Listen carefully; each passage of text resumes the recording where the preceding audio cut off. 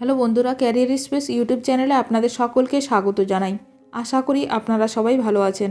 আজকে এই মুহূর্তে শিক্ষক নিয়োগ সংক্রান্ত যে সবচেয়ে গুরুত্বপূর্ণ আপডেট উঠে এসেছে, বিস্তারিত সেই সম্পর্কে আলোচনা করব। তাই ভিডিওটি অবশ্যই শেষ পর্যন্ত দেখবেন নিয়োগ সংক্রান্ত অনেক নতুন নতুন আপডেট পাওয়ার জন্য। যারা চ্যানেলে নতুন তারা চ্যানেলটিকে সাবস্ক্রাইব করে পাশে থাকা বেল বাটনে প্রেস করে অল নোটিফিকেশানটিকে অন করে রাখবেন, কারণ এমন ধরনের লেটেস্ট আপডেট নিয়ে এই চ্যানেলে সবসময় ভিডিও আপলোড করা হয়ে থাকে। এবার 2016 শূন্য পদে নিয়োগে স্থগিতাদেশ দিল কলকাতা হাইকোর্ট, যা জানালো আদালত। আরও একটি নিয়োগে স্থগিতাদেশ দিল কলকাতা হাইকোর্ট। স্থায়ী নিয়োগ না করে কেন অস্থায়ী শূন্য পদে নিয়োগ করছে রাজ্য, এই প্রশ্ন তুলে হাইকোর্টে মামলা দায়ের করা হয়। আদালত নিয়োগে স্থগিতাদেশ দিয়েছে।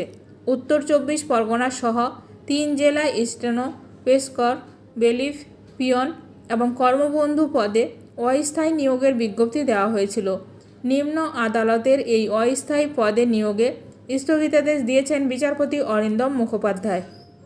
2024 সালে 28শে ফেব্রুয়ারি নিয়োগের বিজ্ঞপ্তি প্রকাশ করা হয়।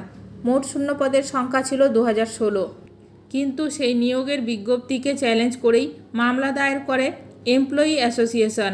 তাদের বক্তব্য, যেখানে এই পদগুলিতে সরকার স্থায়ীভাবে নিয়োগ করত, হঠাৎ করে কেন অস্থায়ী পদে নিয়োগ করা শুরু হলো। অ্যাসোসিয়েশনের পক্ষ থেকে পাকাপাকি নিয়োগের দাবি জানিয়ে আদালতে একটা মামলা দায়ের করা হয়। একই সঙ্গে স্থায়ী নিয়োগ, পদোন্নতির দাবি জানিয়ে মামলা করা হয়। এই বিষয়ে রাজ্যের বক্তব্য, পাকাপাকি নিয়োগ প্রক্রিয়া এবং প্রমোশন কোনোটাই বন্ধ হচ্ছে না।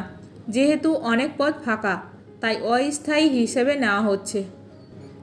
দুপক্ষের বক্তব্য শোনার পর আদালত 2024 সালে প্রকাশ করা 2016 শূন্য পদে অস্থায়ী নিয়োগের যে বিজ্ঞপ্তি প্রকাশ করা হয়েছে তাতে স্থগিতাদেশ দিয়েছে।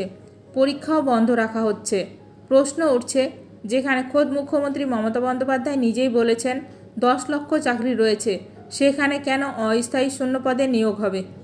এখন দেখার বিষয় এ নিয়ে আরও কি গুরুত্বপূর্ণ খবর উঠে আসে। ভিডিওটি ভালো লাগলে অবশ্যই লাইক করবেন।